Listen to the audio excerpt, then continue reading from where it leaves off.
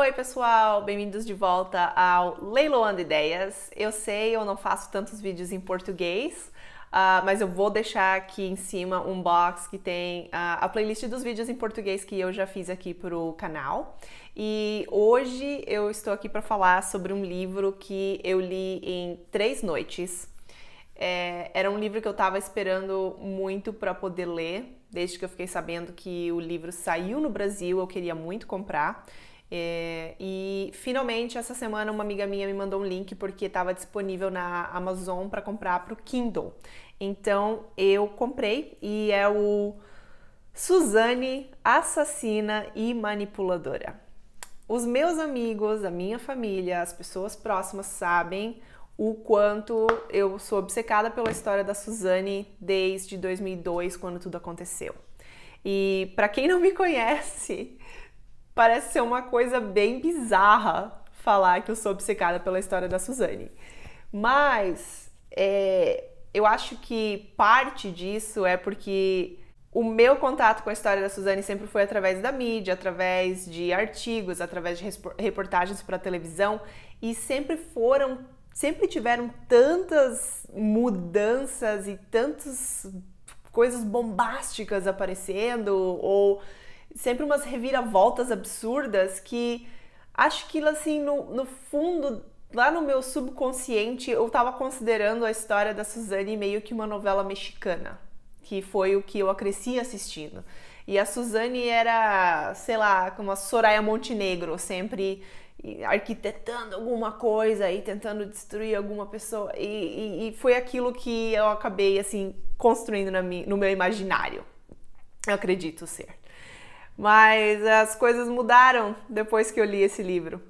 E eu vou explicar nesse vídeo o que mudou e o que foi que aconteceu. Mas vamos chegar lá.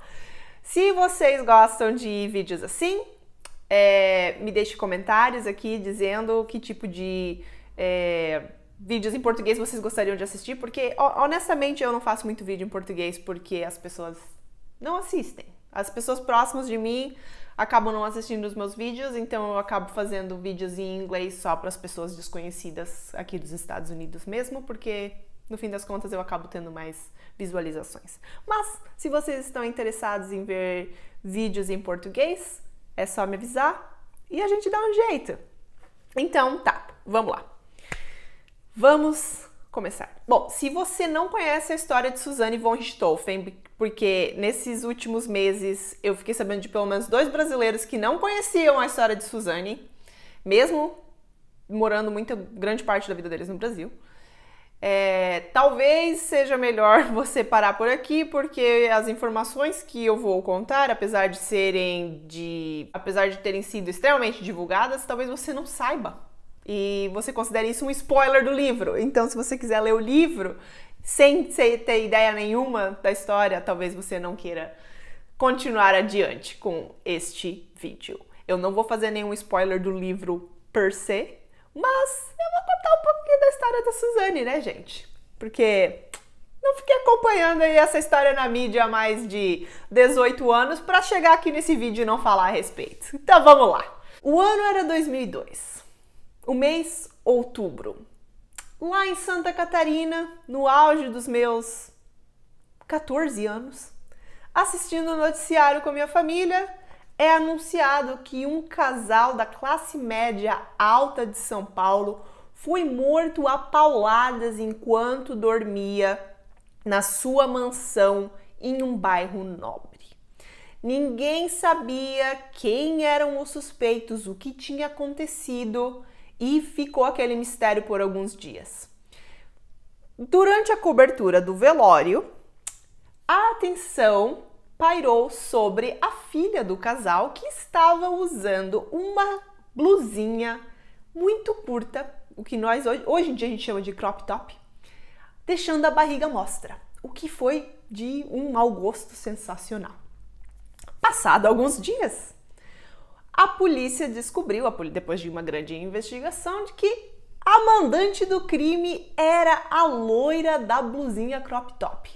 E foi aí, minha gente, foi aí que começou uma das histórias mais loucas de assassinato que o Brasil já viu desde, sei lá, os anos 80, porque sempre tem uns... A cada tantos anos acontece uma história muito louca, né? Sempre tem um serial killer, uma galera muito louca, daí teve lá uma época o caso do PC Farias, que até hoje ninguém sabe muito bem o que foi que aconteceu. E tamo aí, né? Mas assim, não é coisa exclusiva do Brasil, porque aqui nos Estados Unidos tem uma grande variedade de crimes que são mal resolvidos, ou quando são resolvidos você fica tipo, como é que demorou tanto tempo para isso ser resolvido? E acontece em todo lugar. Não vamos apontar o dedo só pro Brasil, porque isso acontece em todo lugar.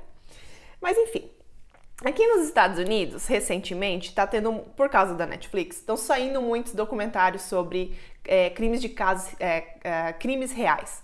E tem uma piada aqui nos Estados Unidos que mulher branca não pode ficar sabendo de uma nova série sobre crimes reais que já quer assistir, já quer passar o dia inteiro ali na frente da televisão e não sei o quê. Eu acho que foi essa minha brancura toda que me atraiu para o caso de Suzanne von Richthofen. E então eu passei a acompanhar tudo pela mídia, obviamente, porque é assim que a gente acompanha as coisas no Brasil. E então, a Suzanne foi presa junto com os irmãos Cravinho, que o Daniel Cravinho era o namorado da Suzanne na época, e o irmão do Daniel, o Christian Cravinhos, também foi preso, porque os dois foram quem mataram a Marisia e o Manfred von Richthofen quando eles estavam dormindo. Durante toda a transmissão na mídia se falava muito sobre a Suzanne se envolveu com um rapaz de classe inferior a ela, se envolveu com drogas e foi por isso que matou os pais. Então, tava sempre muito ali, foram as drogas. Mas eu não me lembro, pelo menos, de ter lido em qualquer lugar ou de ter visto na televisão. Eu acompanhei muito pela televisão na época, porque eu tinha 14 anos, então eu não tava lendo jornal ou qualquer coisa assim. E eu lembro muito na época que se falava muito disso, do envolvimento dela com o Daniel Cravinhos e o envolvimento com drogas. Mas eu não me lembro de ter visto em lugar nenhum como os dois se conheceram. Enfim, isso vai entrar depois um pouco mais pra frente. Então, depois dela ter sido presa, ela conseguiu um habeas corpus, ela ficou solta por um tempo esperando o julgamento dela e foi nessa época que ela deu uma entrevista pro Fantástico, onde ela tentou ela foi muito dissimulada, dizem que foi pelo advogado dela, que falou pra ela agir daquela forma, que ela tava com uns periquitinhos em cima do ombro e não sei o que, e agindo como ela se fosse muito infantil e não soubesse o que tá acontecendo. Mas essa era uma estudante de direito, entendeu? Ela é trilingue, ela não é uma pessoa boba. Então, assim, né, cada coisinha que ia acontecendo, você ficava assim, tipo, mas não sei, enfim. Aí, no meio dessa entrevista, uma das maiores coisas que eu me lembro foi que o Fantástico, ela pediu uma pausa e o cinegrafista deixou a câmera rolando e foi nessa hora que eles perceberam que a Suzanne estava fingindo, porque ela foi conversar com o advogado e ela mudou completamente as expressões, o jeito que ela falava e tudo com relação à entrevista que ela estava dando. Então, naquela época, foi uma coisa que... de certa forma, foi um dos grandes acontecimentos que levaram o caso as pessoas a apontarem o dedo e falarem, não, você é dissimulada assim, você realmente, você não tem escrúpulos, o que é isso, como assim? Você tá aí agindo como se você não soubesse o que tivesse acontecido e você tá arrependida, mas você não tá. Enfim. E, claro, na época também a revista Veja estava muito em cima da Suzanne e tudo mais, e fazendo esse tipo de matérias. Enfim, Suzanne foi para júri popular, acusada, muitos anos de cadeia, vai pra cadeia, ok. Aí, ela já estava lá presa, teve uma rebelião, ela conseguiu mudar de presídio e não sei o que, acusou um promotor de assédio sexual. A cada tantos meses tinha alguma coisa sobre a Suzane na mídia. E isso não parou até o ano passado. E não parou ainda, na verdade, mas era aquele crime que tá sempre te dando mais, te dando mais. Então, é uma coisa que tem muito do... sabe, assim, interesse popular, porque as pessoas estão consumindo a história da Suzane. Não é como a Elise Matsunaga, acho que é esse o nome dela, que assassinou o marido, esquartejou, distribuiu pela cidade, foi presa e ninguém mais tá falando, não aparece mais no jornal. Ou como a Ana Carolina Jatobá, que foi assassina da menina Isabela Nardoni também e tá presa, mas não é uma coisa que continua que nem o caso da Suzane. O caso da Suzane tá sempre na mídia. Mas enfim. Aí a Suzane se mudou pro Tremembé. De repente, ela começou um caso com a Sandrão e tava noiva da tal da Sandra. E aí deu a famosa entrevista pro Gugu, que descansa em paz, a famosa entrevista pro Gugu na Record, e ela continua assim com umas reviravoltas muito loucas. Aí a Sandra saiu do presídio, de repente a Suzane virou evangélica. Aí o advogado dela ia pedir para ela ter regime semiaberto, ela foi lá e falou: não, eu não quero regime semiaberto e vou demitir meu advogado.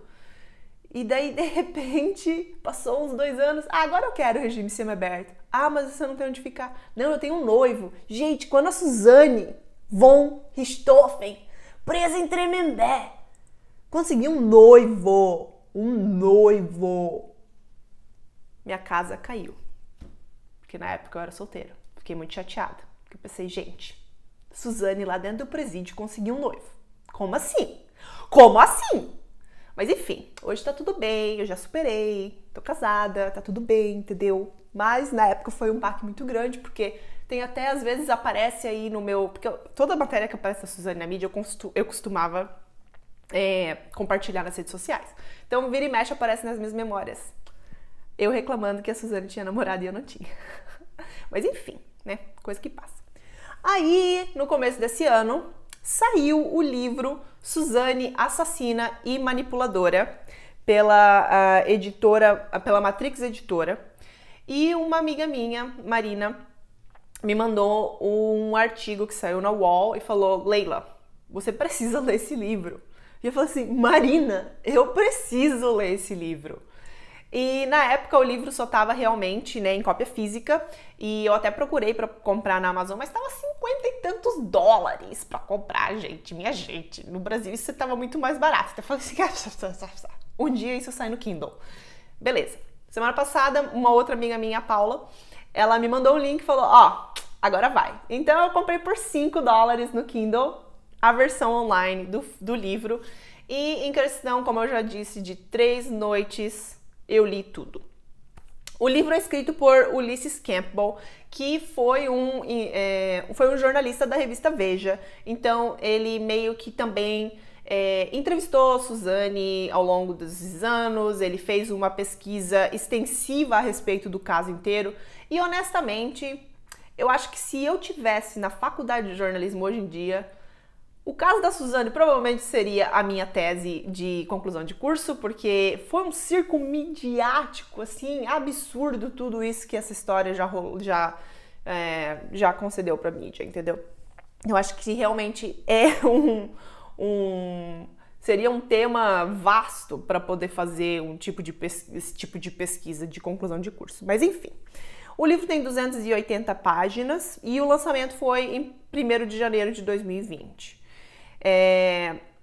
O jornalista, ele comentou que ele está há muitos anos pesquisando a história da Suzane. Ele leu as 6.000 páginas do processo penal da Suzane.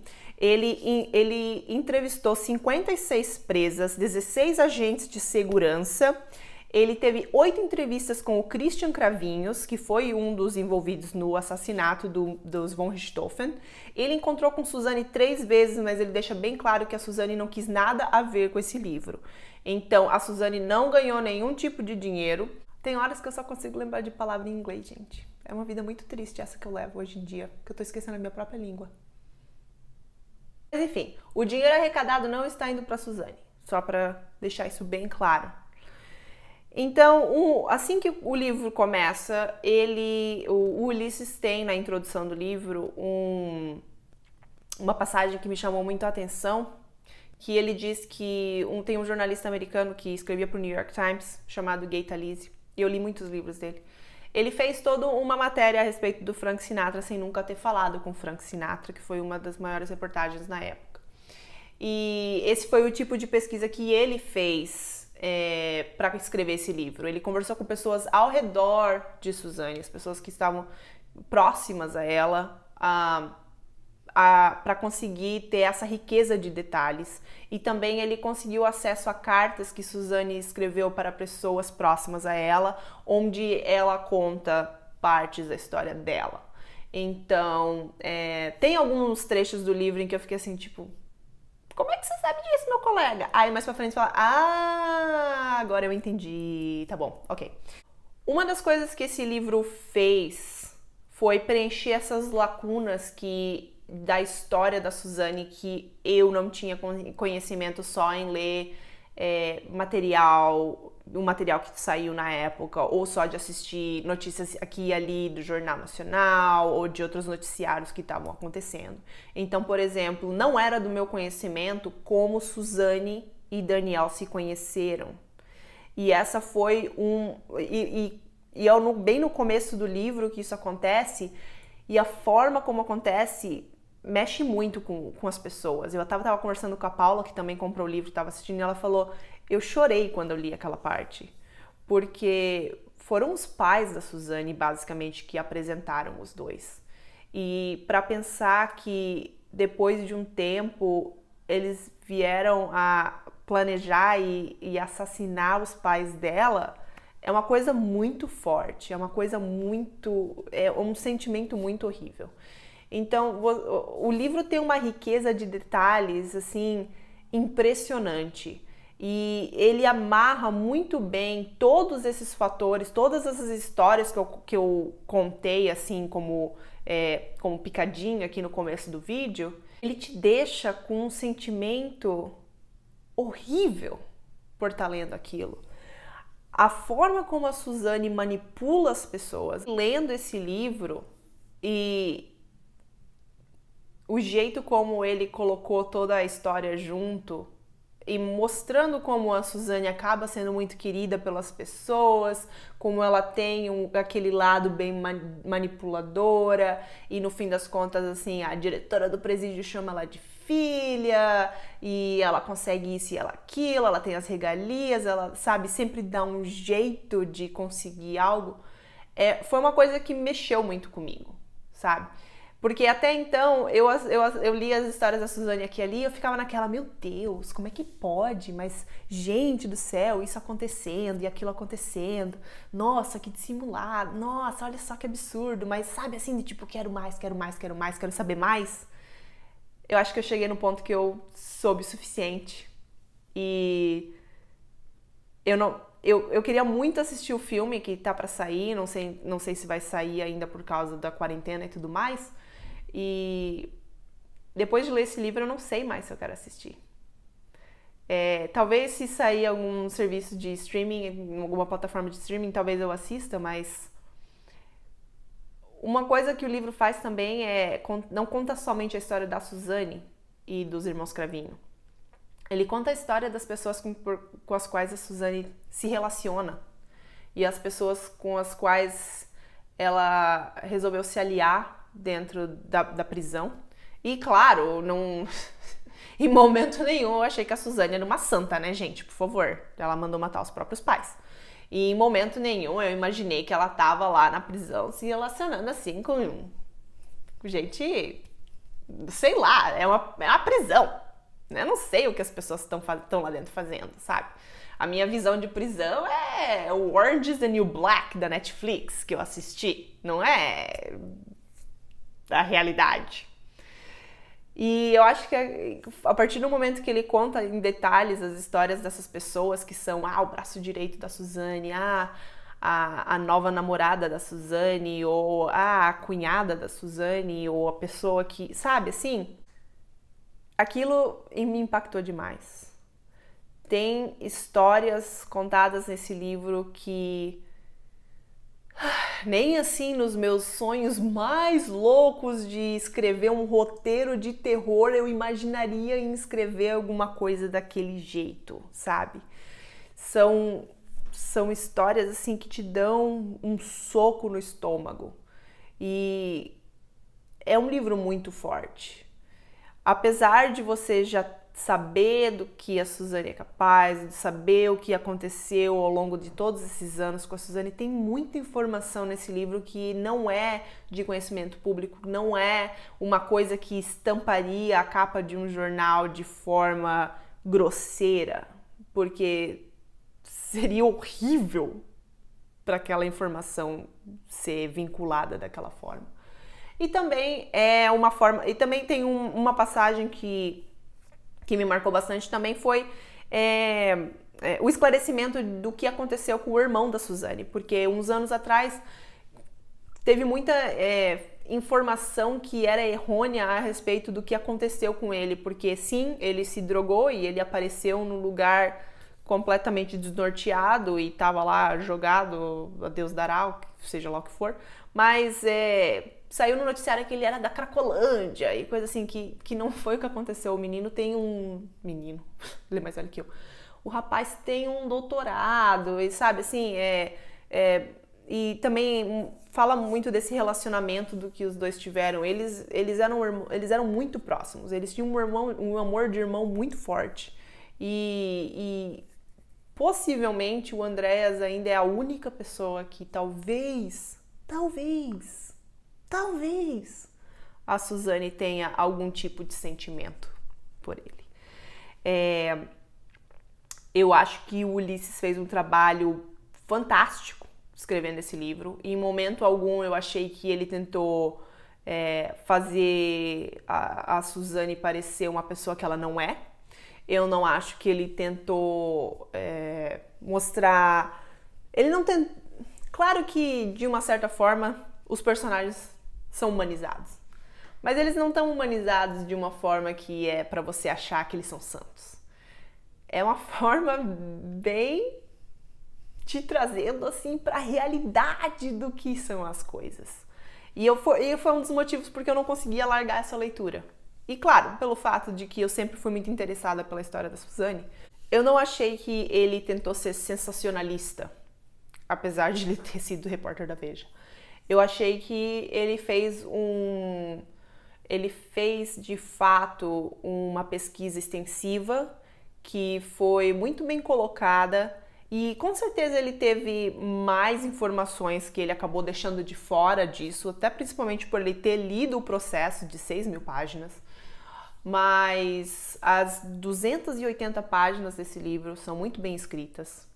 Elas definitivamente mudaram o meu interesse na Suzane.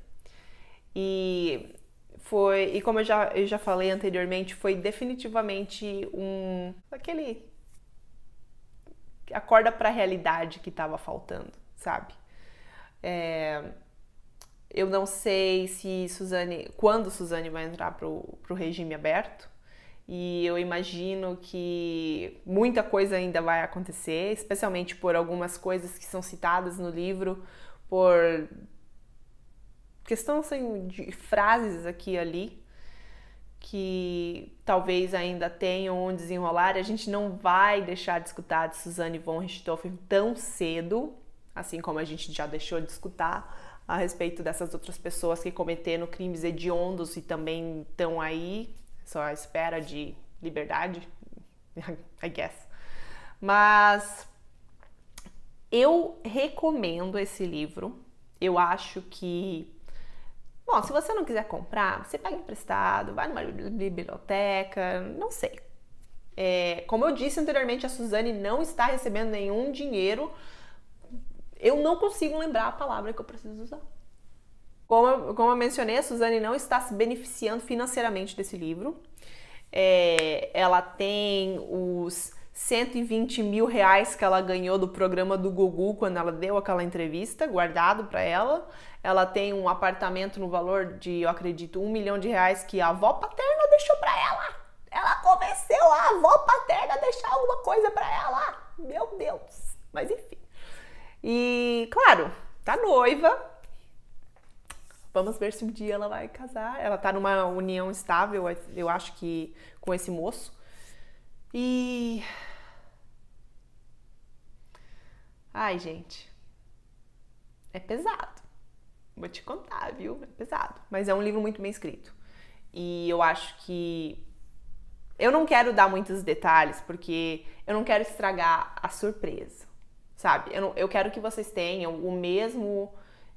a mesma reação que eu tive quando eu li esse livro. Apesar de todas as informações da Suzane estarem aí, vocês terem visto fotos e terem, sabe, vocês têm toda essa informação, tem muita coisa aqui que é assim, eu nunca ouvi falar antes e eu acho que é super interessante para saber e para talvez desconstruir essa imagem da Suzane que a mídia construiu, sabe? Tudo que eu tenho a dizer é que talvez daqui pra frente eu não leia mais as histórias a respeito de Suzane von Richthofen que eu venho acompanhando há quase 18 anos.